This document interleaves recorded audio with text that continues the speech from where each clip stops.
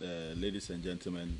Today's encounter is a very brief but very important one. Uh, Only recently you would have seen that the Bank of Ghana has reported very alarming figures for our national public debt. And that figure that was reported by the Bank of Ghana excludes the $3 billion that we recently borrowed.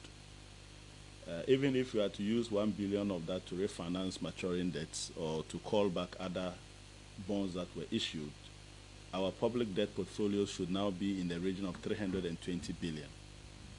That means that in a little over 4 years, we've added about 200 billion to our public debt. It is becoming very clear that the phenomenal growth in our public debt is influenced largely by some people at the Ministry of Finance who have made borrowing their private business because they benefit directly through their companies when Ghana borrows. So we are no longer having to borrow because Ghana needs it, but we have to borrow because their businesses need that money in order for them to be rich.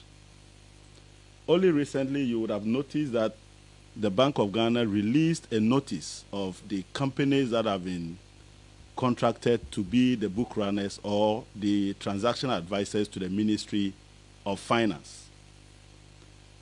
One would think that those companies were contracted by Bank of Ghana. No. They were contracted by the Ministry of Finance. And so Ken Ofori-Atta, as the Minister for Finance, and Charles Edou-Boahen, who until recently, when the Minister for Finance returned from his sick leave, was the President's representative at the Ministry of Finance and has been nominated as a Minister of State at the office of the Ministry of Finance, has his company as one of the transaction advisors. Black Star Brokerage is a company owned by Charles Edou-Boahen. Data Bank is a company owned by Ken Ofori-Atta. So Ken Ofori-Atta and Charles Edou-Boahen have contracted their own companies to be their transaction advisors in order for us to borrow money. What it technically means is that they have also determined how much they will pay themselves because the Ministry of Finance fixes the rate at which these entities are paid. I've never seen anywhere in the world where people can treat a country with such impunity.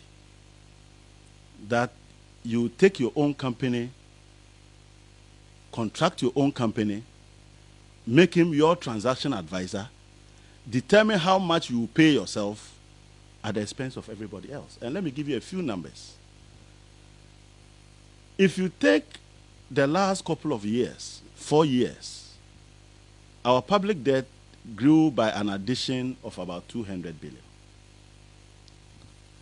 That 200 billion, we also refinanced close to 70 billion of the loan of the loan portfolio that the NDC left in 2016.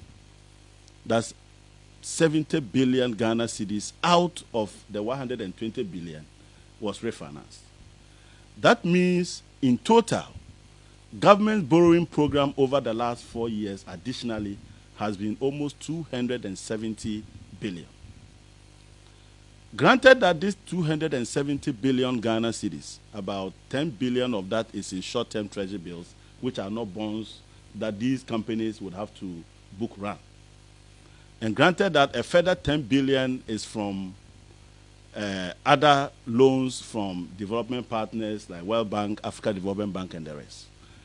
You still have a healthy 250 billion Ghana cedis that Ken Ofori-Atta's company and other book runners have had to assist Ghana to borrow. They are paid 0.35% per value.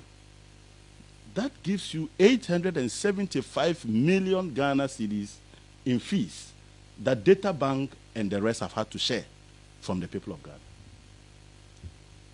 This year,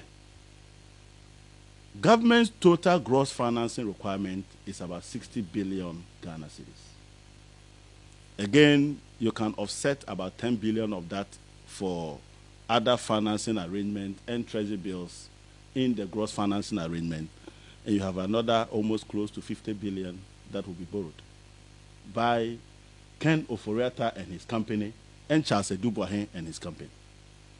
In all, we expect a payment of 210 million Ghana cedis in fees and charges to be shared by these book runners.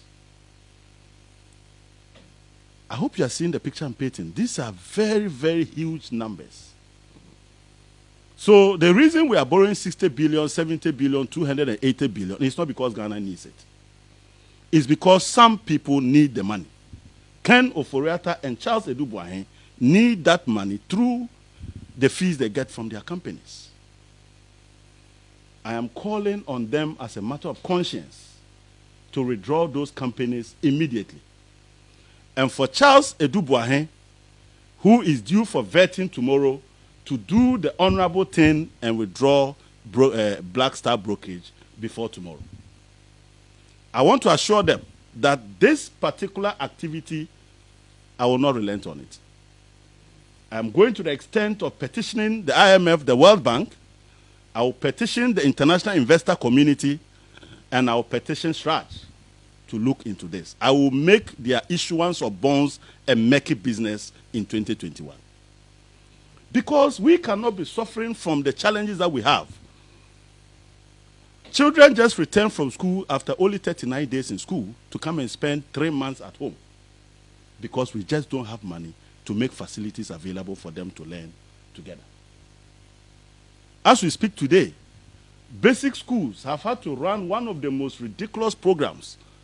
A semester that we all know to be about 16 weeks, even by adults, is now being run from January to June by little children. And the worst of it is that these children, after 6 months in classroom, are going home without writing exams because government can't even pay for paper to print questions for them to write. This is the challenge we have in our country. And you have the Minister for Finance and Charles Adu Boahen thinking that they must borrow for Ghana whether we need it or not because their companies benefit directly. This is the lowest standard of fiduciary that I've ever seen. And it must stop. When you complain that they must fix Ghana, then they insult you because they are busy fixing themselves.